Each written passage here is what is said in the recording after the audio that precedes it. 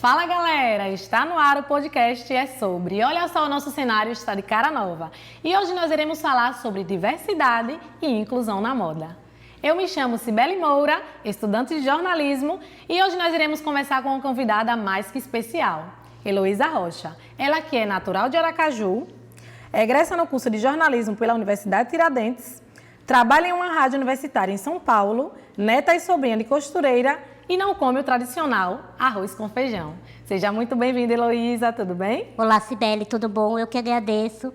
E agradeço esse convite por estar de volta nesse prédio, nessa universidade, que eu vivi por 4 anos, há muito tempo atrás. Sim. E que eu, só de entrar aqui, relembro de várias lembranças, memórias, boas lembranças que eu estive aqui. Aliás, eu estava no seu lugar há um tempo atrás.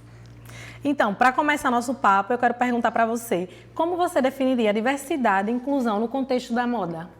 Então, quando a gente fala de diversidade e inclusão, geralmente a gente tem um termo na moda que a gente fala moda inclusiva. Geralmente, quando fala-se moda inclusiva, denomina-se que é uma moda destinada ao público com deficiência.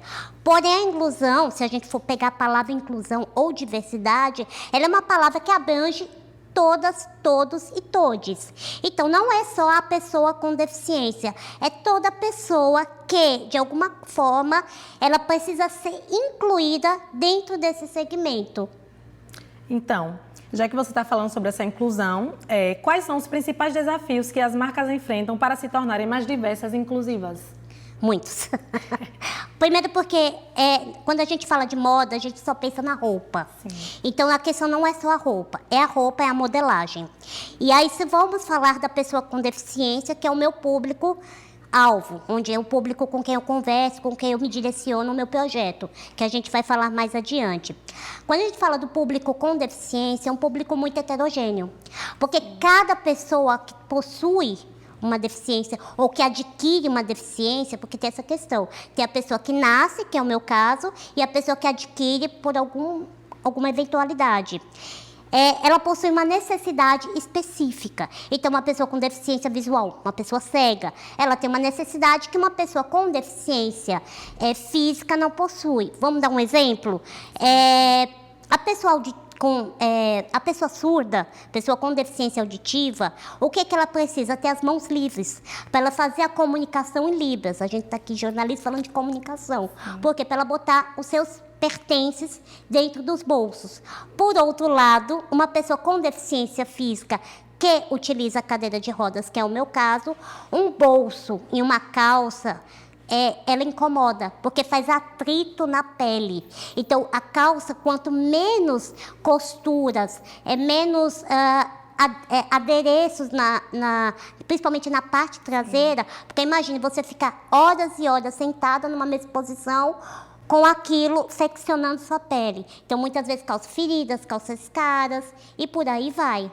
Então, são essas questões, primeiro, quando a gente fala das dificuldades, quando a gente fala em modelagem. Então, a gente tem que pensar numa modelagem que atenda a todos os corpos.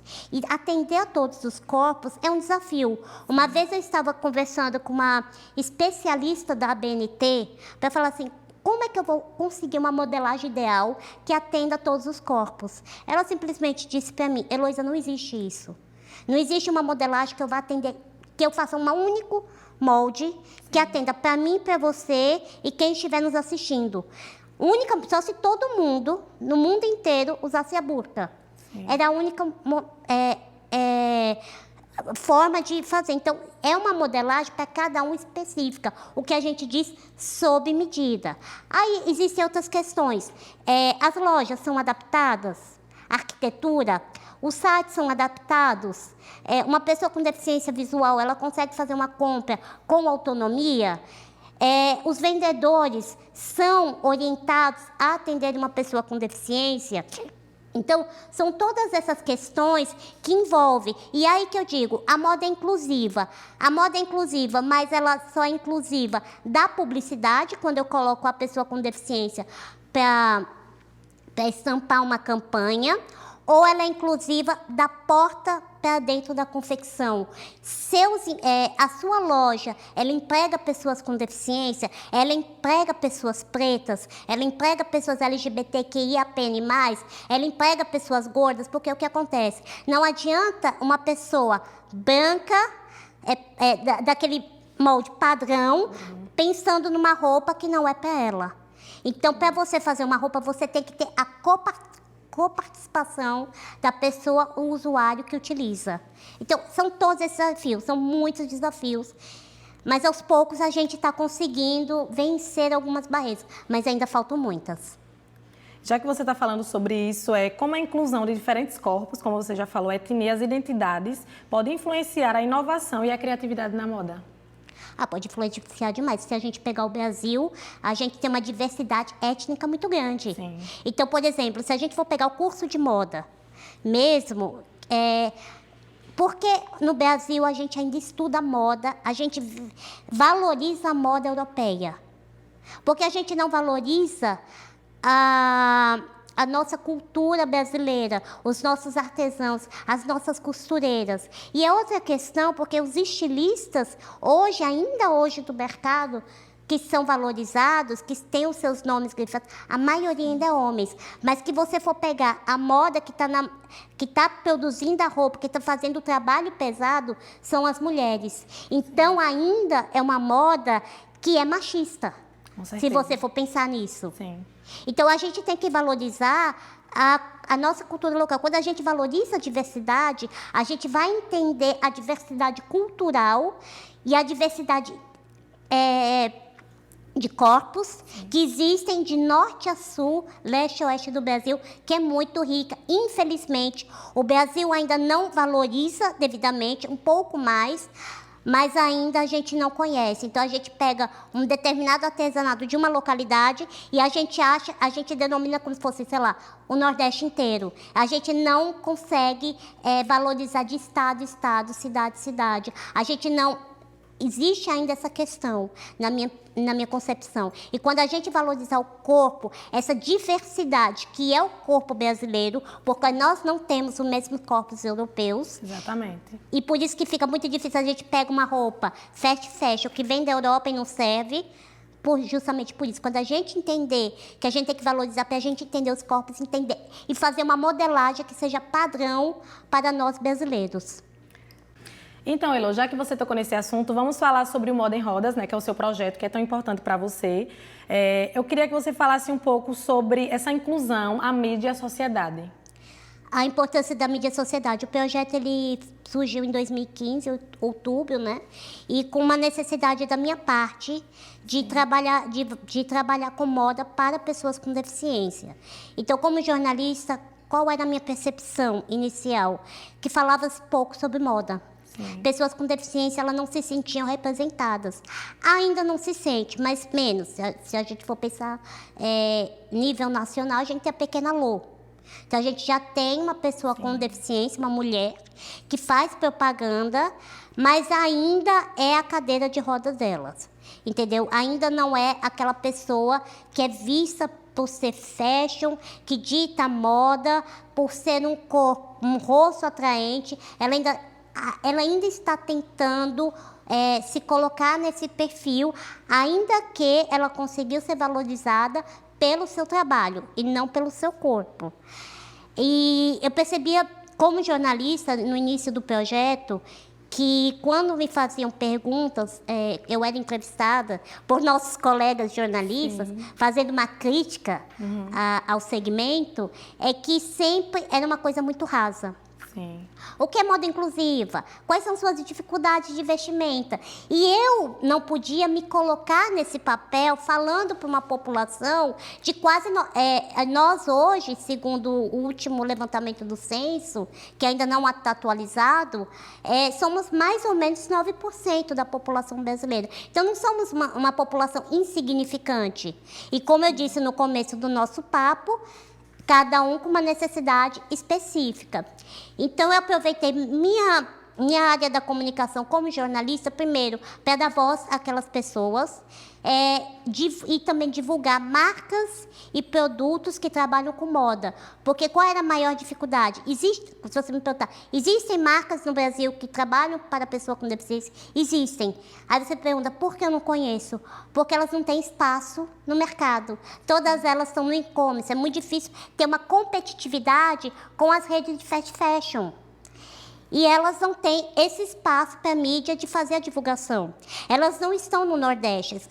A grande parte ainda está localizada no eixo Rio-São Paulo. E eu falei, eu vou ter o papel de, como comunicadora, fazer essa divulgação, e aí sociedade e comunicação, de falar para as pessoas, de ser um ponto de referência de mídia, ou de blog, ou de espaço, para que as pessoas com deficiência, ou que queiram estudar, ou que queiram entender, ou que queiram trabalhar e não sabem por onde começar, sirva de um ponto de estudo. Porque até então não existia nem bibliografia, não existia livros que falava sobre. Hoje, em São Paulo, está começando a ter cursos, mas que possam ser um módulo sobre moda inclusiva, bota assim, uma aula sobre moda inclusiva. Eu não tenho um curso. Eu não tenho uma especialização, eu quero me especializar em moda para falar sobre diversidade e inclusão, sobre pessoa com deficiência. Eu ainda não tenho uma coisa, uma grade curricular que mergulhe a fundo. E a pessoa com deficiência sempre existiu no mundo, nós sempre fomos consumidores, nós sempre nos vestimos. Sim. Entretanto, é um tema relativamente novo, se a gente for pensar a respeito. Então, meu papel é esse, é de ser a ponte de comunicação entre o consumidor e quem faz. Então, Elo, eu queria que você contasse um pouquinho sobre a sua experiência no São Paulo Fashion Week e como você avalia o mercado brasileiro de moda e inclusão, e se estamos no caminho certo ou se ainda podemos avançar. Quando eu fiz a cobertura em algumas edições de São Paulo Fashion Week, já fazem alguns anos. Então, foi antes de eu lançar o projeto Moda em Rodas, né?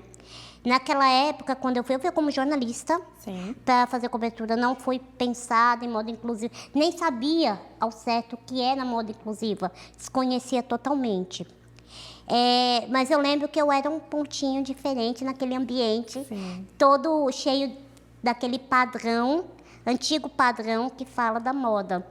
E a impressão que eu tive, isso foi uma virada de chave, uma das viradas de chave para a criação do Moda em Rodas, foi que eu comecei a virar a pauta dos meus colegas. Eu estava na sala de imprensa, os meus colegas, nossos colegas de jornalismo, olhavam para aquele corpo diferente e queria que eu pousasse para uma foto para colocar no site deles, porque eu era a única pessoa com deficiência que estava circulando por ali. E aí foi quando eu percebi, eu disse, cadê os corpos diversos? Cadê os corpos gordos? Cadê os corpos com deficiência? Cadê os corpos pretos? Até então, não existia a questão da cota, quando a gente falava de desfile de moda. Hoje a gente vê uma diversidade muito grande no São Paulo Fashion Week com os corpos gordos, ainda pequeno. E às vezes não são todos os corpos gordos. A gente entender que às vezes tem um limite de numeração que está ali na passarela. A gente já tem um número muito grande de corpos pretos. A gente já tem corpos, pessoas indígenas desfilando, que era outro corpo que não tinha voz naquele espaço. Corpos orientais ainda já tinha, mas nem tanto também.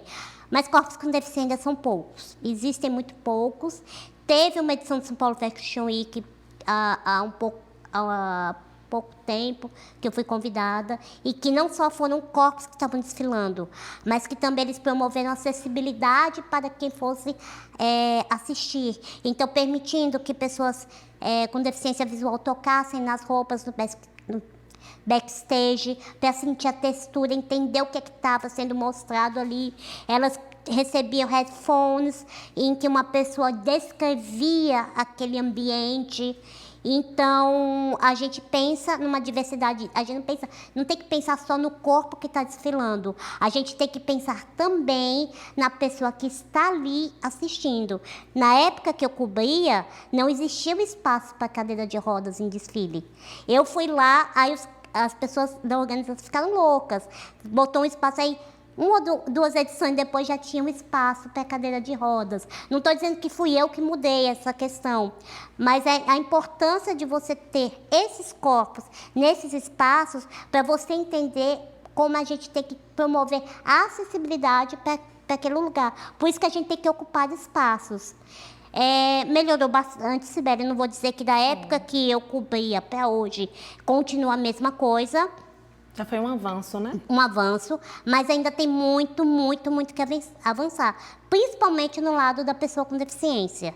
Eu acho que dos grupos, desses grupos que eu citei, a pessoa com deficiência é a que menos aparece nesses espaços.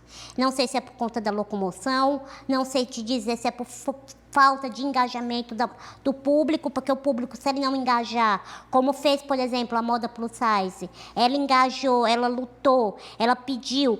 A gente for falar também dos movimentos raciais, se a gente for falar da questão dos cosméticos, né? Sim. Até alguns anos não existiam base para pessoas de peles pretas. Era essa dois tons, essa diversidade de tons. A gente não valorizava o cabelo afro, produtos específicos. Mas por quê? Não é porque a pessoa chegou, acho que eu vou pensar nesse grupo.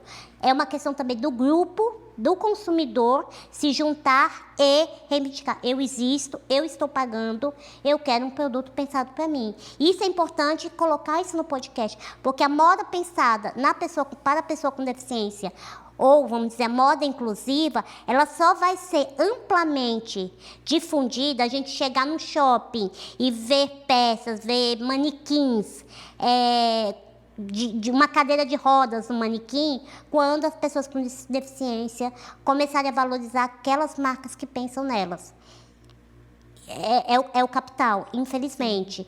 Mas já temos. E no exterior, eu já vejo alguma coisa avançando. Principalmente, sei lá, desfile de Nova York, a gente viu a Victoria's Secret fez um desfile, depois que ela foi cancelada. Sim. Então ela fez um desfile todo pensando na diversidade. Então, às vezes, a marca, infelizmente, ela tem que ser cancelada para ela ressignificar a sua marca em seu sentido.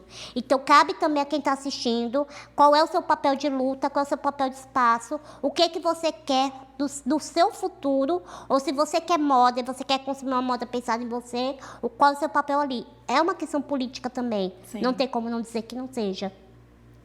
Nossa, que papo produtivo, hein, gente? Eu gostaria de agradecê-lo pela sua participação aqui no nosso podcast. Foi um prazer ter você aqui, falar sobre inclusão e diversidade na moda. Gostaria que você fizesse um convite para que as pessoas pudessem conhecer um pouco mais do Moda em Rodas. Claro, eu quero agradecer a participação. E quem quiser saber um pouco mais sobre moda inclusiva, ou também tirar alguma dúvida a respeito que ficou durante esse bate-papo, é só acessar modaemrodas.com. E lá também você pode ter acesso a todas as redes sociais do projeto. Muito obrigada, Sibeli. Obrigada a você pela sua participação e presença, foi muito importante pra gente. O podcast É Sobre vai ficando por aqui. Uma produção da Agência Unite de Comunicação no Complexo de Comunicação Social, CCS. Apresentação, Cibele Moura. Produção, Cibele Moura e Tiffany Araújo. Coordenação do podcast É Sobre, Thalita Deda. Edição de áudio, Eduardo Tavares.